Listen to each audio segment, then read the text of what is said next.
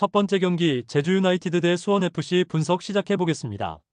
제주는 김학범 감독 체제 아래서 점차 조직력을 끌어올리고 있으며 특히 이창민과 남태희의 미드필드 조합이 이번 경기의 핵심 포인트고, 이창민은 중원 조율과 전진 패스에 능하며 남태희는 순간적인 방향 전환과 창의적인 플레이로 이선에서 활로를 열어줄 수 있는 자원이며, 서진수의 활동량과 수비 가담 역시 중원 안정감을 더해주고 있으며 홈에서 강한 제주 특유의 체력 기반 압박도 충분히 위협적이고, 김학범 감독은 홈 이점을 살려 강한 압박과 빠른 전환을 통해 수원FC를 밀어붙이는 전술을 들고 나올 가능성이 높다.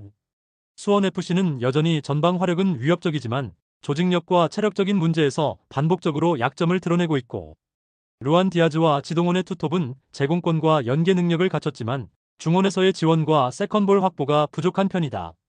특히 이번 원정은 제주도라는 지리적 특성상 장거리 비행을 동반하고 있으며 어매치 직후라는 일정까지 겹치면서 체력적 부담이 누적될 가능성이 크며, 김은중 감독은 개인 기량에 기대는 전술 색채가 강하며 전반적으로 선수 간 유기적인 전개가 부족한 모습을 보인다.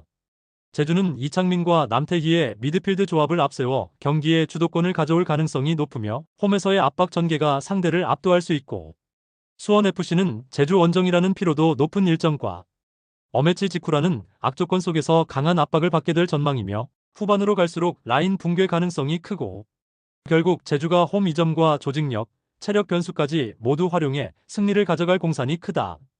두 번째 경기 서울 이랜드 대 부천FC 분석 시작해보겠습니다.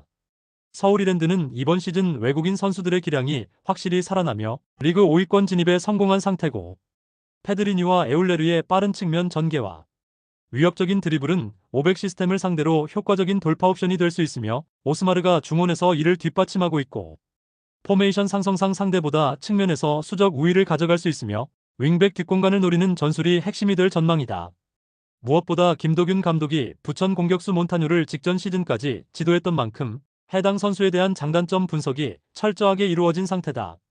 부천은 현재 리그 1위로 강한 수비 조직력과 빠른 전환을 바탕으로 실리적인 축구를 펼치고 있고, 몬타뉴와 바사니는 제공권과 활동량 모두 우수하며 특히 몬타뉴는 연계와 침투에서 존재감이 크며, 하지만 전 감독 김도균의 지도 하에 있었던 몬타뉴는 이번 경기에서 완전히 읽힌 플레이 가능성이 크고, 이는 공격 효율성 저하로 이어질 수 있고 측면 전개가 막힐 경우 단조로운 중앙 공격에 의존할 수 있으며 이는 서울 이랜드 수비 블록에 쉽게 걸릴 수 있다.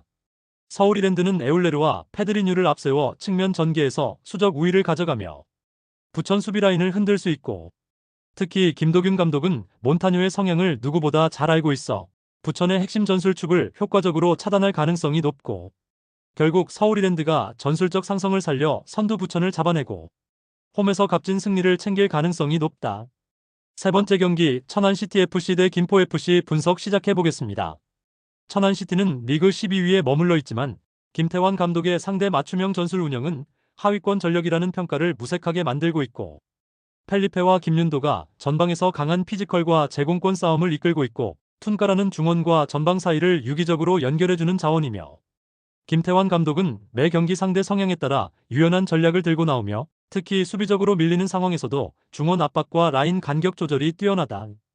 김포의 단조로운 전술 흐름을 차단하고 간결한 역습 전개로 결과를 만들어낼 가능성이 높고, 김포는 고정훈 감독 특유의 투박한 전술 운영과 강한 수비, 간결한 공격 전개를 중심으로 리그 중위권을 지키고 있고, 브루노와 플라나는 제공권과 침투에 능하지만 중원 전개나 창의적인 공격 옵션은 제한적이며, 고정훈 감독은 전형적인 90년대 스타일, 즉 롱볼 마이너스 세컨볼 중심의 공격 루트를 고수하며 이는 상대가 전술적으로 준비할 경우 쉽게 막힐 수 있는 구조고, 이번 경기에서는 김태환 감독의 전술적 응수에 고전할 가능성이 크며 후반 체력 저하 시 라인 유지가 무너질 위험도 존재한다. 김포는 브루노와 플라나를 중심으로 직선적인 공격을 시도하지만 창의성 부족과 예측 가능한 전술 구성은 한계가 명확하다. 반면 천안은 김태환 감독 특유의 전술적 응수와 맞춤형 라인 운영으로 상대 흐름을 끊어내는 데 능하며 전방 피지컬 활용도 뛰어나고, 결국 천안이 전술적 준비와 흐름 주도권을 통해 김포를 꺾고 분위기 반전을 이끌어낼 가능성이 높다. 네 번째 경기 김천 상무 대 강원FC 분석 시작해보겠습니다. 김천 상무는 리그 3위로 상위권을 유지하고 있으며 군인 특유의 투지 넘치는 플레이와 조직적인 수비 전환으로 전술적 완성도를 높이고 있고, 특히 김천 종합운동장은 부대장 직관이 예고되는 특수성이 있어 해당 경기에서 승리를 거두면 포상 휴가라는 실질적인 보상이 뒤따르기 때문에 선수들의 동기부여가 평소보다 더욱 높고, 이동경 병장은 이번 시즌 날카로운 왼발킥과 세트피스 상황에서 강한 위력을 발휘하고 있으며 유강현의 제공권과 모재현의 측면 침투까지 더해지며 공격 옵션도 다양하며, 정정용 감독은 전방 압박과 빠른 수비 전환을 바탕으로 강원의 공격 템포를 끊어내려 할 가능성이 높다. 강원은 최근 안정적인 수비와 빠른 측면 전개를 통해 꾸준히 승점을 쌓으며 중상위권을 유지하고 있고, 이상원과 가브리엘은 개인 돌파 능력이 뛰어나며 이지호가 후방에서 빌드업을 전담하는 구조다. 하지만 김천처럼 강한 체력과 조직력을 바탕으로 밀어붙이는 팀을 상대로는 다소 수세적인 흐름에 말릴 가능성이 크고, 특히 원정에서는 공격 템포가 둔화되고 중원 압박이 거세질 경우 세컨볼 확보에 어려움을 겪는 경향이 있다. 김천은 군 특유의 정신력과 조직력, 그리고 포상휴가라는 확실한 인센티브가 작용하는 홈 경기에서 강한 모습을 보인다. 이동경 병장의 왼발과 유강현의 연계 플레이는 강원의 수비진을 흔들 수 있으며 전체적인 경기 운영 속도와 압박 강도에서도 김천이 우위고, 결국 김천이 홈에서 강한 동기부여와 전술 집중력을 앞세워 승리를 거둘 가능성이 높다. 다섯 번째 경기 FC 안양 대 전북현대 분석 시작해보겠습니다.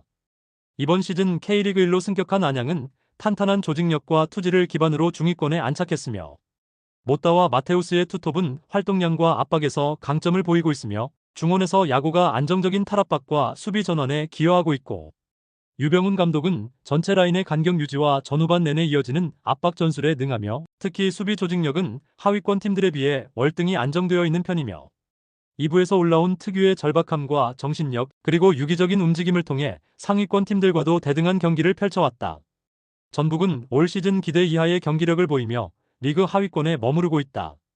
콤파뇨와 에르난데스의 개인 기량은 뛰어나지만 중원에서 경기를 풀어주는 핵심 한국영이 퇴장 징계로 결장하면서 빌드업과 수비 밸런스 모두에 큰 타격을 입었고, 거스 포옙 감독은 선수단 장악력과 전술 응수력이 계속 의문을 받고 있으며 특히 수비라인과 중원 간격 조정 실패로 인해 실점 상황이 반복되고 있고, 선수 개개인의 이름값은 강하지만 팀 조직력에서 안양보다 앞서 있다고 보기 어렵다. FC 안양은 승격팀답지 않게 단단한 수비 조직력과 짜임새 있는 압박으로 경기 주도권을 가져올 가능성이 높다. 반면 전북은 한국영 결장이라는 전술 핵심의 부재 속에 중원 장악력이 떨어질 수밖에 없으며 거스 포옙 감독의 전술 유연성도 의심받고 있다.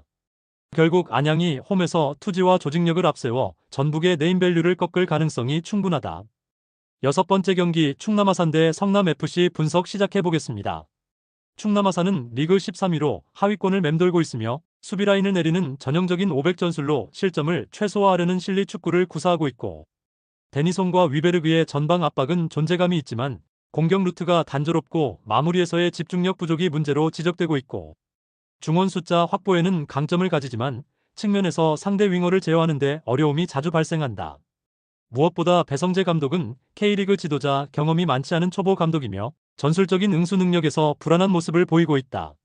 성남은 베테랑 전경준 감독의 노련한 경기 운영 속에 리그 4위에 올라 있으며 안정적인 수비와 측면 전개를 통해 꾸준한 승점을 쌓고 있고, 사무엘과 후리지의 전방 투톱은 제공권과 침투 모두 위협적이며 측면에서 신재원이 빠른 침투와 크로스 전개로 날카로운 찬스를 창출하고 있고, 포메이션상 4-4-2는 충남아산의 500을 측면에서 압도할 수 있는 구조이며 전경준 감독은 경험과 전술 응수에서 배성재 감독을 상대로 절대적인 우위를 점하고 있고, 신재원은 신태용 감독의 아들로서 기술과 경기 이해도가 높아 이번 경기에서 돌파구가 되어줄 가능성이 높다.